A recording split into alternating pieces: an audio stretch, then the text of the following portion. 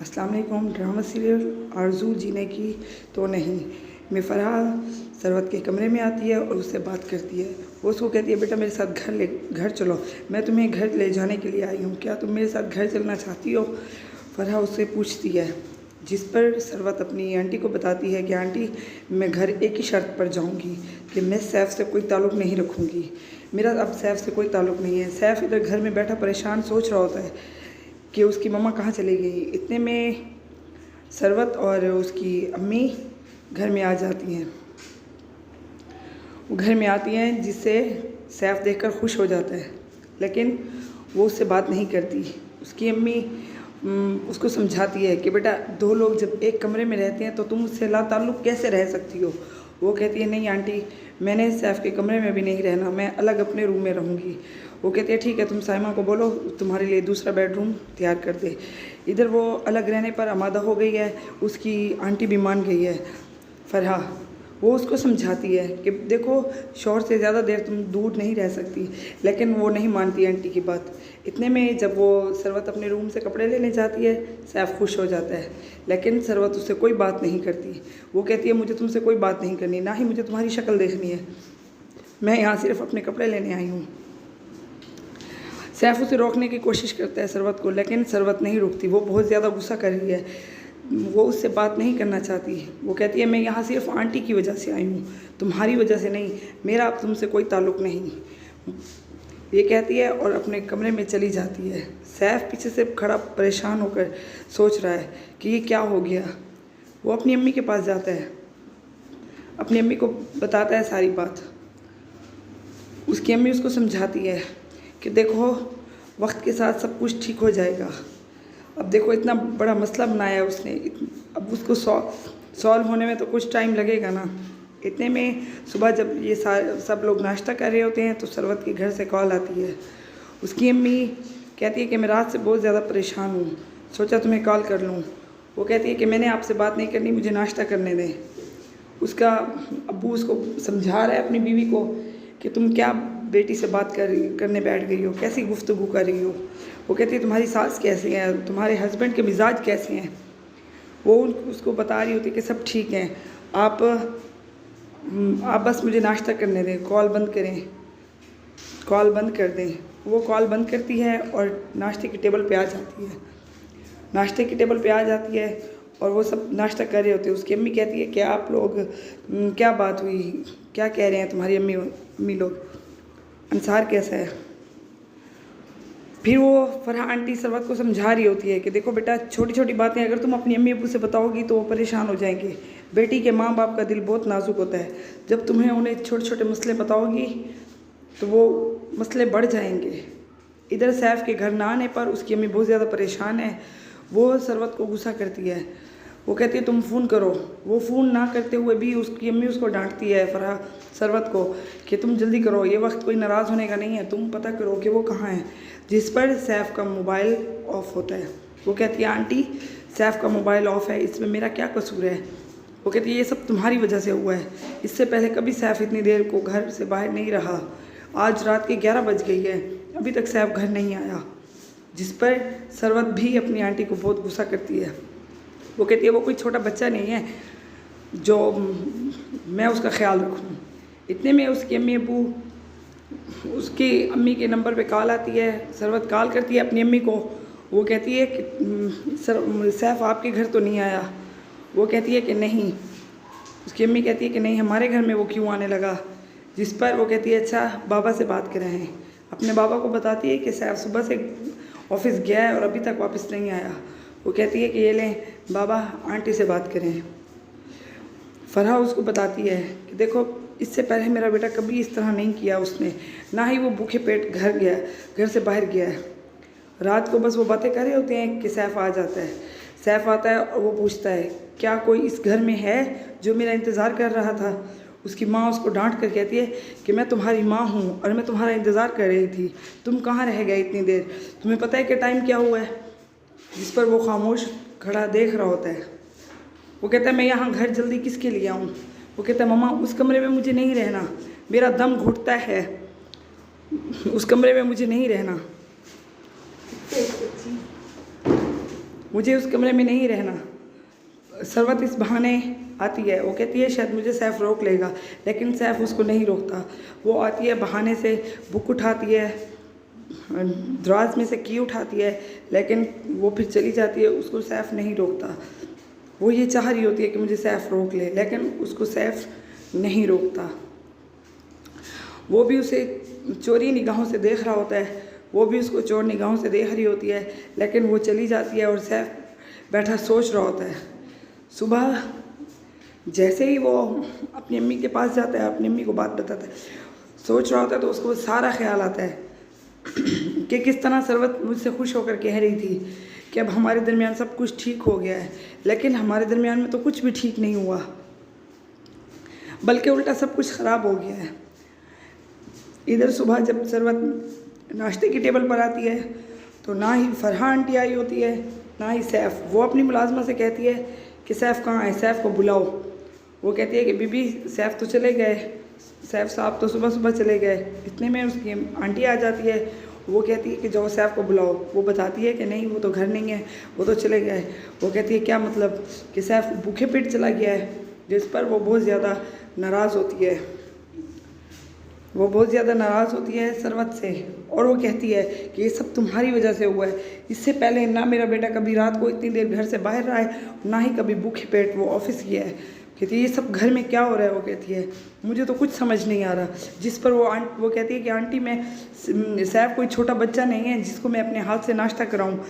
अगर आज वो मेरे देर से उठने पर जो ऐसे चला गया है, वो भी उसको जवाब दे रही होती है। इधर सैफ बाहर बेचारा बैठा सोच रहा है, वो बहुत परेशान है।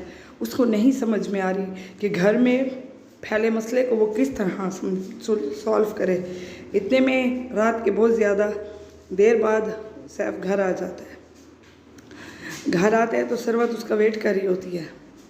वो जैसे ही इसको देखता है वो जाने की कोशिश करता है, लेकिन सरवत उसका रास्ता रोक लेती है और वो कहती है कि बताओ तुम सुबह इतनी जल्दी बग़ैर नाश्ता किए क्यों चले गए, जिसकी वजह से तुम्हारी अम्मी ने मुझे इतनी बातें सुनाई।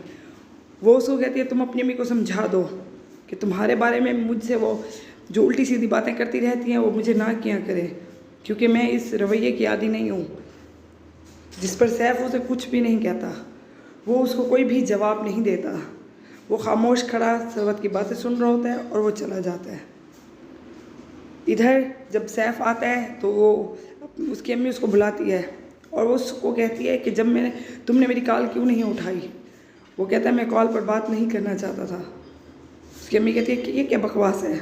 वो कहता है कि अम्मी मैं आपसे बैठ कर बात करना चाहता हूँ। उस पर उसकी अम्मी उसको बुलाती है और अपने पास बिठाती है। वो कहती है कि अब बताओ मुझे क्या बात करना चाहते हो। जिस पर सैफ उसको बताता है अपनी अम्मी को कि अम्मी मैं इस मसले को ख़त्म करना चाहता हूँ। अगर सरवत मेरे साथ नहीं रहना चाहती तो मैं भी उसके साथ नहीं रहना चाहता। मैं उसे तलाक देना चाहता हूँ। मैं थक गया हूँ, मैं इस ज़िंदगी से थक गया हूँ। मैं इस मसले को ख़त्म करना चाहता हूँ। दो लोग जब एक घर में रहते हैं, एक छत के नीचे रहते हैं और वो एक दूसरे से अजनबी हैं, तो इस ऐसे ताल्लुक़ से क्या फ़ायदा। कहता बस मैं इस ताल्लुक़ को ख़त्म करता हूँ, मैं नहीं रहना चाहता सरवत के साथ। सरवत बाहर खड़ी ये सारी बातें सुन रही होती है। जब वो ये सारी बातें सुनती है तो वो बहुत ज़्यादा परेशान हो जाती है। वो देख रही है और वो सोच रही है कि अब तो सैफ मुझे तलाक दे देगा। वो अपनी फरहा आंटी के पास आती है और उसके पाँव में बैठ के बहुत ज़्यादा रो रही होती है। वो अपनी फरहा आंटी से माफ़िया मांग रही होती है और वो कहती है कि आंटी प्लीज़ आपको खुदा का वास्ता है, आप सैफ को समझाएं वो मुझे तलाक ना दे। जिस पर उसकी फरहा आंटी कहती है कि नहीं, अगर उसने एक दफ़ा ठान ली तो वो बहुत ज़िद्दी है, मेरी भी नहीं सुनेगा। लेकिन सरवत उसे बार बार अपनी आंटी को रो कर यही कहती है कि आंटी प्लीज़ आप सैफ को समझाएं, मैं तलाक नहीं लेना चाहती, मैं इस घर से नहीं जाना चाहती, मैं सैफ के साथ इकट्ठे रहना चाहती हूँ। जिस पर उसकी आंटी कहती है कि ये सारा काम तुमने ख़राब किया है, ये सब छोटी सी बात को कौन लेकर अपना आधी रात को घर छोड़ कर जाता है। जिस पर वो कहती है आंटी मुझसे गलती हो गई ना। अब वो कहती है अब मैं इस मसले को कैसे हल करूँ। वो कहती है कि बेटा मेरे आगे माफ़ी मांगने से कुछ भी नहीं होगा, तुम अपने शौहर को समझाओ, उससे माफ़ी मांगो। अगर वो तुम्हें माफ़ कर देता है तो बहुत अच्छी बात है, शायद हो सकता है इससे तुम्हारा घर बच जाए।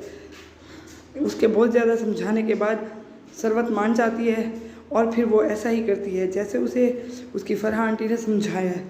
वो जाती है सैफ से माफ़ी मांगने के लिए, लेकिन जैसे ही वो रूम में जाती है रूम बिल्कुल खाली होता है।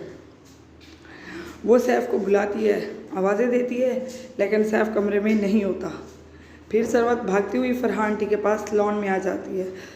लॉन में ठहरी फरहा सोच रही होती है कि मैं इस मसले को किस तरह हल करूं।